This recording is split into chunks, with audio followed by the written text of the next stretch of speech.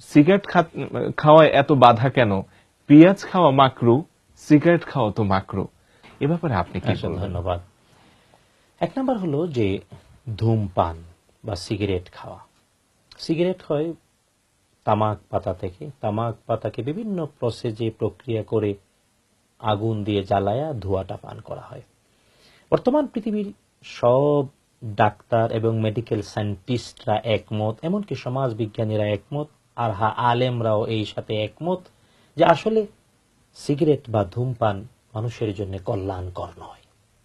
এমনকি বিভিন্ন রাষ্ট্র, যেমন ইংল্যান্ডের রানীর যে লঘু ব্যবহার করা হতো সিগারেটের জন্য, কিন্তু বেশ কয়েক বছর আগে রাজকীয় ফরমান জারি করে মানে এই ইংল্যান্ডের রানী তার লঘুটা প্রত্যাহার করে নিয়েছেন সিগারেটের গা থেকে। এটা কিন্তু বিখ্যাত এক খবর, অনেকে জানেন কিনা জানি না।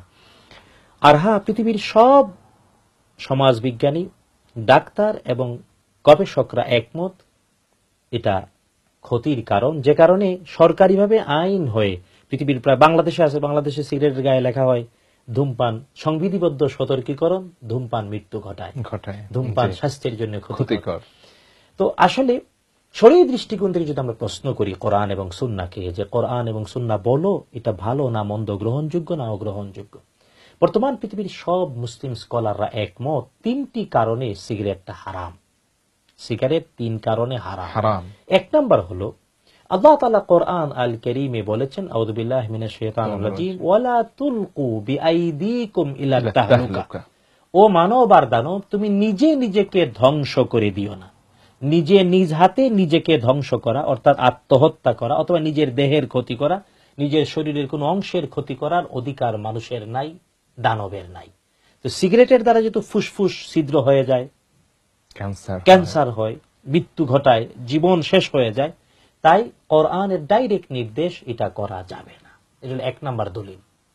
দুই নাম্বার দলিল হলো এই পৃথিবীর সকল মানুষরা একমত ধূমপানের দ্বারা ব্যক্তির কোনো কল্যাণ হয় না, এটার দ্বারা কোনো উপকার আসে না, বরং এটা অপকার হয়। আর যে কাজে উপকার না হয় এমন কাজ করার নাম অপচয়। আল্লাহ তাআলা সূরা বানী ইসরাঈলে বলেছেন, ওয়ালা তুবাযযির তাবযীরা, ও আমার বান্দারা তোমরা অপচয় করো না, কারণ ইন্নাল মুবাযযিরিনা কানু ইখওয়ানাশ শায়াতিন, অপচয়কারীরা শয়তানের ভাই। তো শয়তানের ভাই কি ভালো মানুষ? আরেক শয়তান। তো যে জেনে শুনে অপচয় করে অর্থাৎ সিগারেট খায় সে হলো শয়তানের ভাই, আরেক শয়তান। দুই নাম্বার দলিল। প্রথম দলিল হলো নিজেকে ধ্বংস করছে, দুই নাম্বার হলো নিজে অপচয় করছে, অপচয়কারী শয়তানের ভাই। আর তিন নাম্বার হলো এর দ্বারা পরিবেশের ক্ষতি হয়।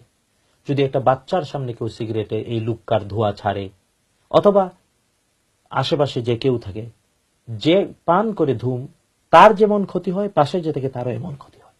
অন্যের ক্ষতি করার তো অধিকার নাই। অন্যের জীবনের ক্ষতি করে যে সে তো অন্যের অধিকার নষ্ট করে, আর অন্যের অধিকার নষ্ট করা ইবাদতের ধ্বংস হওয়ার কারণ। কারণ অধিকার প্রতিষ্ঠিত করার নাম ইবাদত, অধিকার ধ্বংস করার নাম খেয়ানত, এর নাম দুষ্টামি। এই তিনটি কারণে শরীয়ী দৃষ্টিকোণ থেকে ধূমপান হলো হারাম। শুধু তাই না, আমি যদি ইজি হয়ে বলি, সবাইকে বিনয়ের সাথে বলতে চাই, এই সিগারেট বানায় যে তামাক পাতা দিয়ে, আমি দেখেছি মানে সকল কৃষকরাই যত সবজি যত ফসল ফলায় বেড়া দেয়, কিন্তু ওই তামাক পাতার কোনো বেড়া লাগে না, কারণ ছাগলেও খায় না। তো ছাগলেও যে জিনিস খায় না মানুষ খাইতে পারে, আমি তো মাঝে মাঝে ভেবে পাই না। এরা শুধু তাই না, যারা সিগারেট খায় তাদের গায়ে, শরীরে, কাপড়ে, মুখে এত দুর্গন্ধ, আস্তাগফিরুল্লাহ আল-আযীম, কিভাবে তারা থাকে?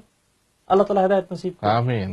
সুতরাং সিগারেটের ব্যাপারটা ডিসাইডেড, স্পষ্ট, কোরআন এবং সুন্নাহর দলিল দ্বারা যা বললাম ক্লিয়ার করে, এর কারণে এটা হারাম। এবার আসেন পেঁয়াজ। পেঁয়াজ আর সিগারেটকে এক পাল্লায় মাপা উচিত না। পেঁয়াজের নাম কোরআন আল কারীমে রয়েছে। বনি ইসরাইল মুসা আলাইহিস সালামের সাথে 30 প্রান্তরে 40 বছর যখন ছিল, আল্লাহ তাআলা তাদেরকে মান্না সালোয়া খাবার দিয়েছিলেন। কিন্তু আদম আলাইহিস সালাম আগেই জান্নাত থেকে সাথে নিয়ে এসেছিলেন পেঁয়াজ, রসুন, এই সব কিছু। এগুলো নাহলে খাবার টেস্ট হয় না, মজা লাগে না। পেঁয়াজ না হলে তো খাবার মজা হবে না। বনি ইসরাইলের লোকজন 40 বছর খাইলো মান্না আর সালোয়া। কিন্তু তারা একবার মুসা আলাইহিস সালামকে বলল, ইয়া মুসা লান নাসবিরা আলা তাআমিন ওয়াহিদিন, ও মুসা একটা খাবারের উপরে আর ধৈর্য ধরতে পারছি না, ফাদউ লানা রাব্বাক, ডাকো তোমার রবকে, ইউমবিত লানা ইউখরিজ লানা মিম্মা তুমবিতুল আরদু, তোমার রব যাতে আমাদেরকে দেন জমিন থেকে উৎপাদিত জিনিস কি, মিন বাকলিহা ওয়া কিসাইহা ওয়া ফুমিহা ওয়া আদাসিহা ওয়া বাসালিহা। বাসালুর মানে পেঁয়াজ। পেঁয়াজের তো কোন শরীফ আছে? হ্যাঁ, কাঁচা খাইলে মুখের ব্রাশ টাশ করলে দুর্গন্ধটা যায় না। পেঁয়াজের শত্রুতা নয়, শত্রুতা হলো দুর্গন্ধের। এখন যিনি পেঁয়াজ খাওয়াকে মকরু বলে, বুঝতে হবে বেরেঞ্চি কম, স্ক্রু ঢিলা। কারণ পেঁয়াজের বিরুদ্ধে শত্রুতা না, শত্রুতা হলো দুর্গন্ধের। আচ্ছা, রাসূল সাল্লাল্লাহু আলাইহি ওয়াসাল্লাম বলেছেন, যার মুখে দুর্গন্ধ সে যাতে না আসে। তার মানে দুর্গন্ধ রিমুভ করে দিলে চলে আসে, কোনো সমস্যা নাই। আর পেঁয়াজ, আল্লাহ পেঁয়াজ খেলে তো ফুসফুসে নষ্ট হয় না, নষ্ট হয় না, জীবন ধ্বংস হয় না। সুতরাং কোথায় আগরতলা কোথায় উগারতলা এক করা উচিত না। পেঁয়াজ এক আলাদা জিনিস, ধূমপান আরেক জিনিস। সুতরাং আল্লাহ তাআলা আমাদেরকে ধূমপান থেকে বিরত থাকার তৌফিক দিন, আমিন। আর পেঁয়াজ প্রসেস করে খাবো, কাঁচাও যদি কেউ খেতে চায় খাবে, কিন্তু দুর্গন্ধটা দূর করে দেবে যে প্রক্রিয়ায় সম্ভব, ব্রাশ করে, মিসওয়াক করে, অথবা যেভাবে সম্ভব, তাইলে কোনো অপরাধ নাই। আল্লাহ তাআলা বুঝার তৌফিক দিন, আমিন।